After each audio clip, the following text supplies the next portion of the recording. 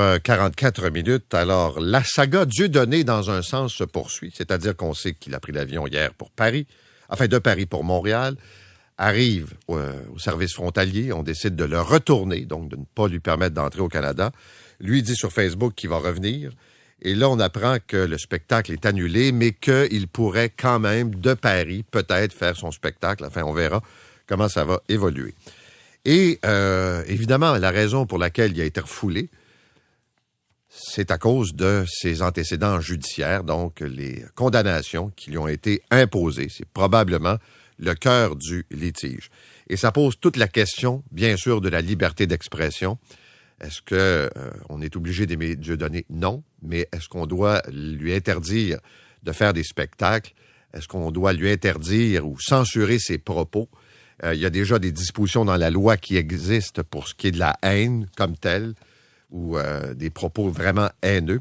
J'en parle ce matin avec l'humoriste Guy Nantel. Guy Nantel, bonjour. Allô, Paul. L'avez-vous vu en spectacle? J'ai pas vu ce spectacle-là. J'ai déjà vu Dieudonné en spectacle. J'ai même déjà fait un numéro en duo avec lui il y a une dizaine d'années au festival Juste pour rire. Alors qu'il était plus présentable? Il était plus présentable, plus fréquentable.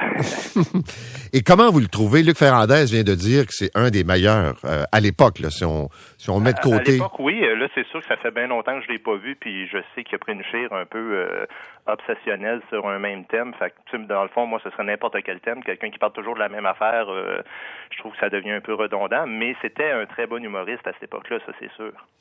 Bon, là, évidemment, on connaît la saga, les nombreuses poursuites, les nombreuses accusations, les condamnations, prison avec sursis, les amendes. Vous en pensez quoi de ça? Lui, il joue à la victime, mais en même temps, il entretient la polémique, là. Oui, ben c'est sûr que c'est un gars qui aime beaucoup la polémique. Dieudonné, c'est d'abord ça, même avant un humoriste. Mais il faut savoir pour quelle raison il a été d'abord condamné. Tu sais, retournez voir le sketch. Vous faites Dieudonné colon juif sur YouTube, vous allez voir.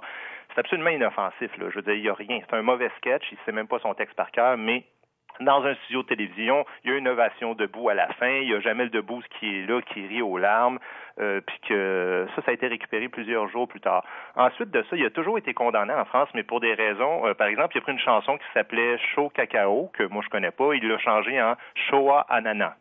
Alors, il y a eu 27 000 € d'amende pour avoir fait ça.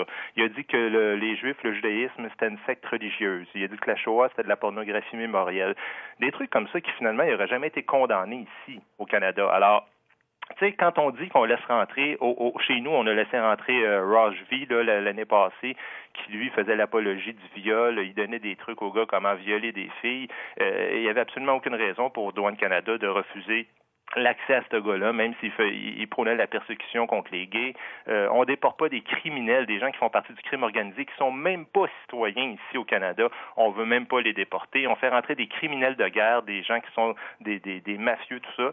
Et là, soudainement, parce que le gars, il a fait Shoah Ananas au lieu de cacao, je sais pas quoi, c'est complètement ridicule. Oui, mais en même temps, là, je comprends peut-être au niveau du spectacle, mais quand je disais tantôt qu'il entretient ça, moi, je le vois avec des, révisionnistes comme Alain Soral en France, des gens qui se font un plaisir à entretenir toute la confusion sur l'Holocauste et publier il a invité le professeur Fourillon à un spectacle. Absolument. Bon, oui. là, tu dis, je veux bien qu'il peut faire de l'humour, là, mais... Il faut faire la distinction entre l'appréciation du gars et la liberté ou pas de venir dans un pays. Dieudonné, là, ça fait une dizaine d'années qu'il y a eu des condamnations.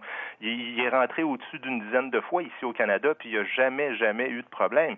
Si en ce moment, il y a des problèmes, c'est parce que ça a été récupéré par le bras politique au Canada puis au Québec. Ah, mais moi, sincèrement, moi, je... En haut, penses-tu que les douaniers auraient... Tout de suite, quand il est arrivé, ils l'ont intercepté, ils l'ont interrogé pendant 6 heures. Puis moi, c'est contre ça que j'en ai, c'est que les gens voient pas qu'il y a un glissement tranquillement avec ce que Mike Ward vit à cause de la Commission des droits de la personne. Donc, c'est encore récupéré par la politique. La loi 59 qui s'en vient, c'est encore la politique. Et ce qui est arrivé à Dieudonné hier, c'est la même chose.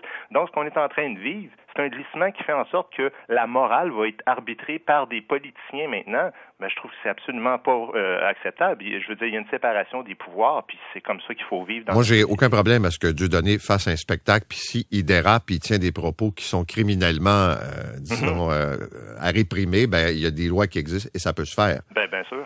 Ça, c'est clair. Mais vous avez raison de souligner le projet de loi 59 parce que ça devait être un projet de loi contre l'intégrisme religieux. Puis là, on est rendu dans un projet de loi qui donne des pouvoirs à une commission des droits de la personne pour décider peut-être que Guy Nantel est un raciste, puis peut-être que Guy Nantel a tenu des propos qui sont pas corrects. Ben oui, mais ce que ça laisse aussi, c'est une grande part d'interprétation, parce que quand on dit qu'il y a une incitation à la haine, c'est que dans le fond, il faut qu'il y ait un appel à ce qu'on demande aux autres de commettre des délits envers un groupe ou une personne.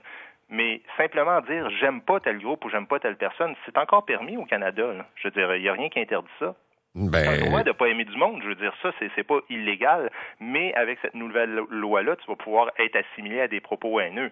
Donc, autrement dit, quelqu'un qui, en ce moment, dit publiquement « moi, j'aime pas la face à Guy Nantel », c'est pas le fun pour moi, là. J'aime pas ça, entendre ça publiquement, mais il a le droit de le dire. Mais si quelqu'un dit « ouais, Guy Nantel, là, c'est son adresse, puis vous pouvez aller casser vite », ben ça, c'est incitation à la haine. Et ça, il faut pas accepter ça. Merci beaucoup d'avoir pris le temps de nous parler. Merci à vous. Au revoir, Guy Nantel.